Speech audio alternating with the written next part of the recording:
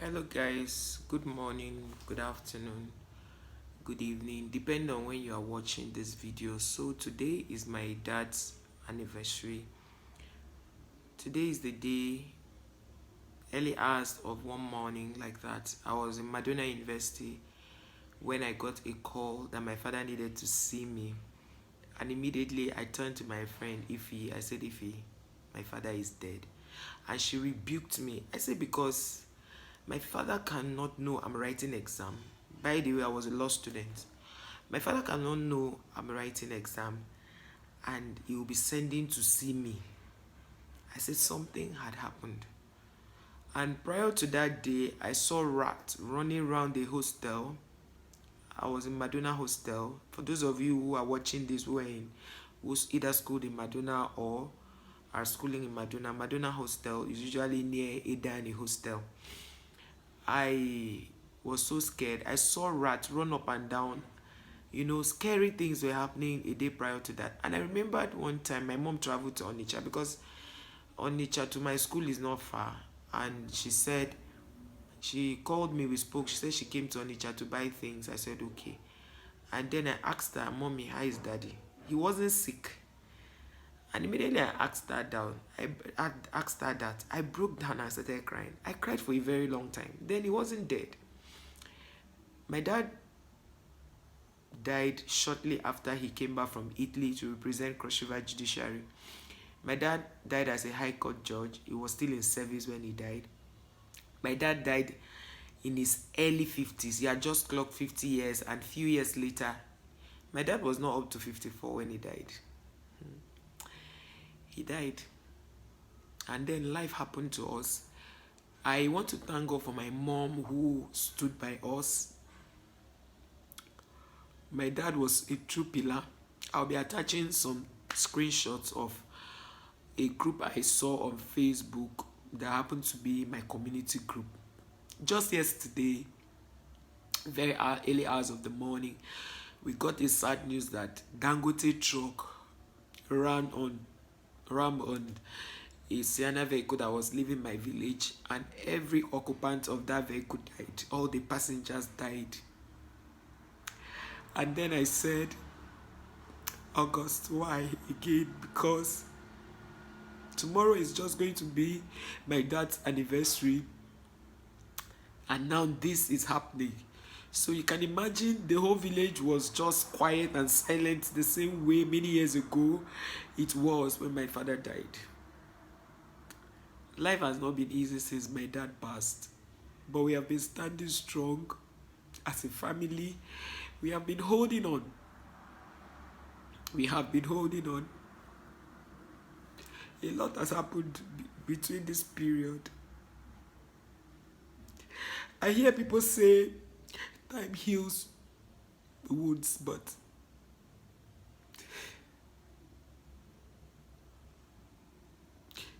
this wound will take maybe forever to heal. Time indeed may heal some wounds, but not this one. August used to be a very wonderful month in our family because my dad was born 15th August, he died 3rd of August. My mom was born 8th of August. My younger sister was born 17th August. My older brother in the US was born 19th August. My older sister was born 25th August. My nephew was born 14th August. My godfather was born 30th August. So August used to be, and my dad's friend who just died last year was born 18th August. So August used to be a wonderful month in my family. We will celebrate. We are always happy during August and all. But since my dad passed, it's been a very bitter month to me because it starts and then I used to wish that this month would pass and I would not cry. I used to feel like maybe I could just go out, find a place to stay with friends. Sometimes I go to work on a day like this so that I could just be gisting with friends, but it's never the same. People will say, is it that you cry only in August? No. Maybe because the time my father died, I couldn't cry because of the shock. still cry. There are times when I face difficulties, I cry because I know my dad was someone that loved me a lot. He loved me so much, and maybe then I didn't understand that that was love. My dad would, I was the only child, and my dad would beat up, and then would come back, call me back, apologize, say, ask them to fry plantain for me, ask them to give me um egg, My dad, even while I was in Madonna University, my dad would wash my clothes. I'll come back, he would tell my older ones to wash my clothes. My dad will iron my clothes. My dad will, if I'm sick, I'll lie in my dad's bed between him and my mom. I was old, I was matured, but I was just my dad talked so much about me. My dad will always say things about me, like wherever he's going to play lawn tennis, he's talking about me. So what some people kept asking him, sir, your lordship, is she the only daughter or the only child you have? He said, no, my daughter is always honest to me. When I send her on errands, she will bring my change back. He was giving them reasons. He said, I have a motherly heart, I'm very caring. My dad was there for me. And if my dad was alive, the YouTube would have been more fun, because my dad would want to sit with me, let us joke. My dad is someone that was very funny. And that was why before I got married, I used to say, I can't marry a man that is too serious. I can't marry a man that is not funny. I can't marry a man that will not make me laugh. Because my dad will just, if he's angry, if you like be my friend, he would knock you the same way he's knocking all of us. It's just like, it's not like serious. He will just knock everybody. But when my friends are going back to school with us, my dad will still give them money for for upkeep. He will still buy provision for them. I had a friend who my dad was really on her case, encouraging her to study. I remembered when I got admission to study, I normally when I write jam will not want to give me my result. They will tell the result for reasons best known to them. So this time I had to put in for mass communication in ETSU, in Enugu State University of Science and Technology, and then they gave me mass communication. So somebody told us that we could get write a substitute test so that we can get admission in Ebonyi State, and I did. I was shortlisted and I got the admission. So Ebonyi State went on strike. For those of you who know Ebonyi very well, went to Waterworks Road, I and my dad, and then he took us to one of his colleagues' house, and then he said he wanted us to go and see one of his classmates, because my dad attended University of Nsukka. Barrister Francis Osogwa was his classmate. Pastor Chris Okote was his classmate in University of Nigeria, Nsukka, and a whole lot. And my dad will always sit down to tell us stories. The meetings I hold today with my children is as a result of how my dad usually every morning in my family we hold prayer meetings, like we do morning devotions in my family. And how did we start morning devotion? It was a youth copper Kemi, who came to our house, because normally my dad would give coppers free accommodation whenever they came to live in our house. So came to our community, my dad will give them free accommodation. He doesn't charge them anything, because my dad will say there's no landlord that he has ever seen carry a house to travel. Like there's a man who sings in our local parlance that says, landlord travel and see, meaning that landlord travel and see all these things you are doing to tenants. If you can actually carry your house and travel, that everybody is a tenant someday, even if you are a landlord somewhere. So my dad will do that to coppers. I remembered one time a copper, what's that his name is, a Yoruba copper like that. I came out because we had this almond tree in my house and it was raining. I came out to pick almond fruit and the copper came and the copper spanked me, and my dad didn't say anything. So my dad was like, yes, the copper was right to have spanked me, that why would I go in the rain to pick almond fruit? I was like, eh? You could see how coppers were having so much right in my house.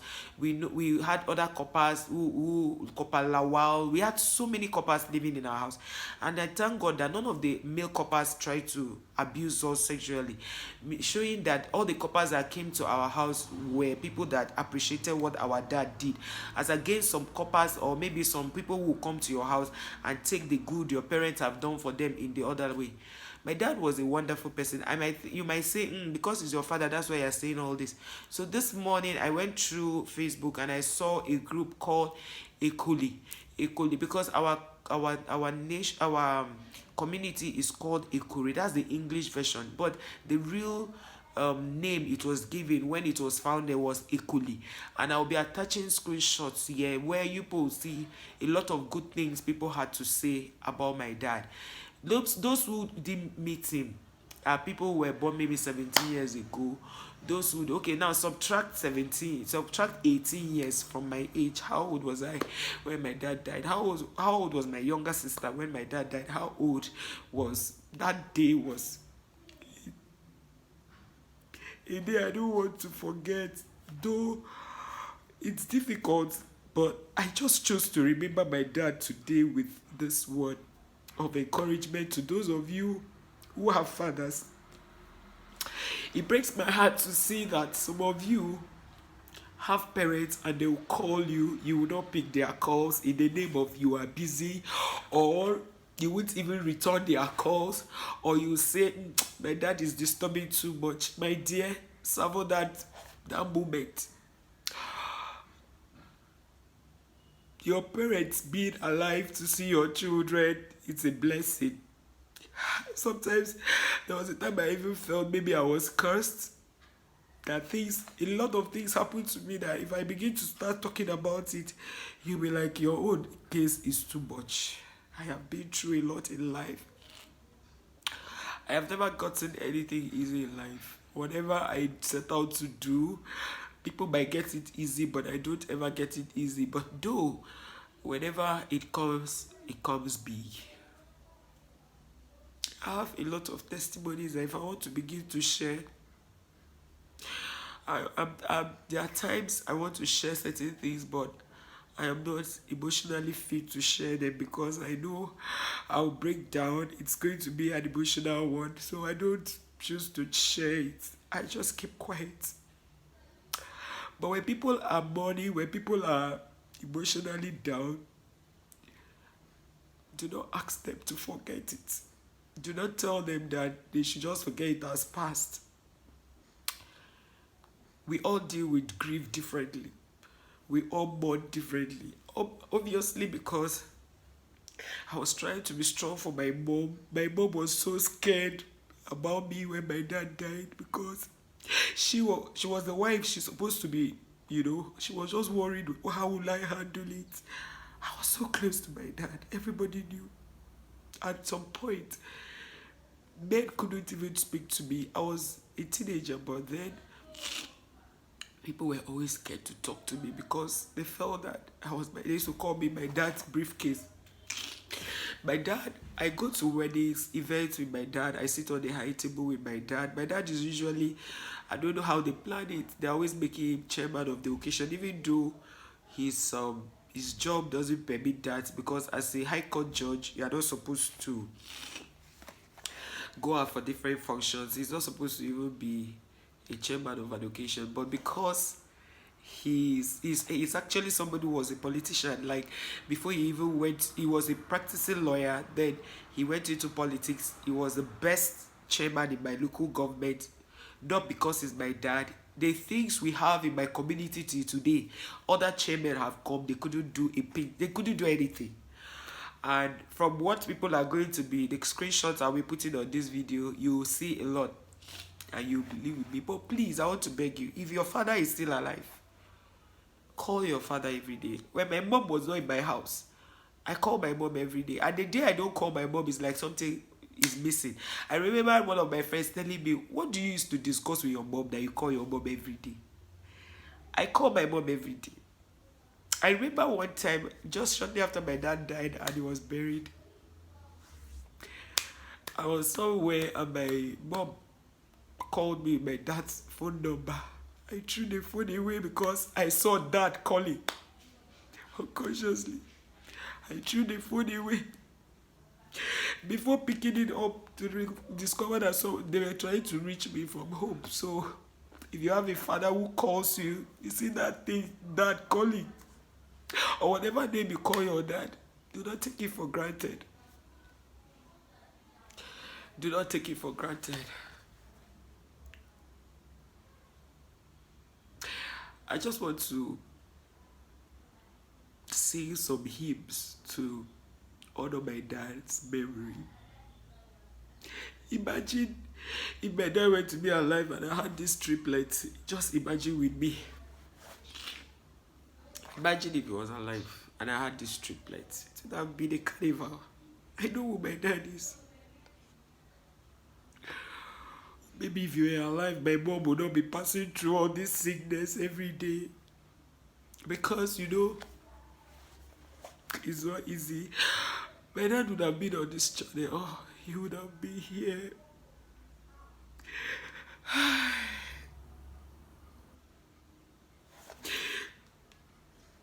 I tried not to cry, but it's not possible. It's my father. I love him so much. I'll sing some hymns, and if you know them, you can join me.